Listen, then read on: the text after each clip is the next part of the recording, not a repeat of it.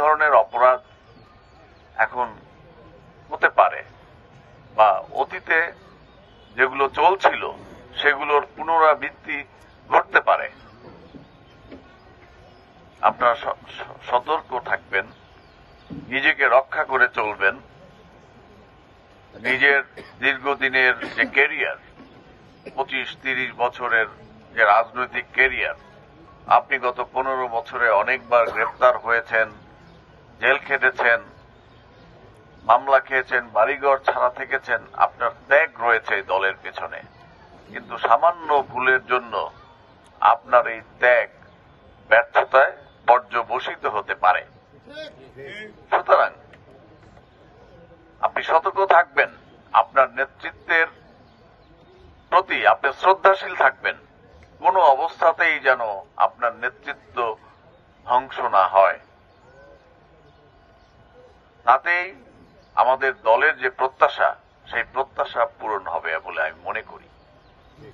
আমরা কেমন নারায়ণগঞ্জ দেখতে চাই, আর আমার প্রশ্ন হলো, এটা জনগণের প্রশ্ন, আমরা কেমন নারায়ণগঞ্জ দেখতে চাই। আর আমার প্রশ্ন হলো, এটা আমাদের নেতা জনাব তারেক রহমানের পক্ষ থেকে প্রশ্ন, আমরা কেমন বিএনপি দেখতে চাই। আমরা কি দুর্নীতিতে নিমজ্জিত, চাঁদাবাজি, সন্ত্রাসী, অবৈধ ব্যবসার সঙ্গে জড়িত আমাদের অঙ্গ সংগঠন এবং বিএনপিকে দেখতে চাই? দেখতে চাই না। এইরকম বিএনপি আমরা দেখতে চাই না।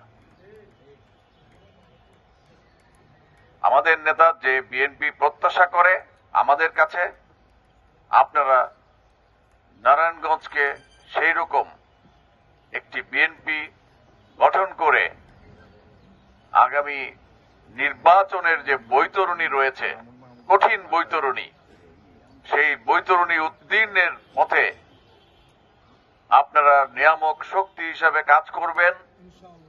কোনোভাবেই জনগণের বিপক্ষে যায় এমন কোনো কাজ বা এমন কোনো আচরণ আমাদের একজন নেতাকর্মীও যেন না করে, সেই দিকে আপনারা নিজেও করবেন না, অন্যকেও করা থেকে বিরত রাখার জন্য চেষ্টা করবেন।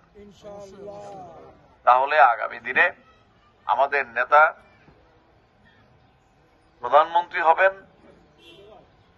আমরা নারায়ণগঞ্জ থেকে 5টি আসন আমাদের নেতা জনাব তারেক রহমানকে উপহার দিতে সক্ষম হব।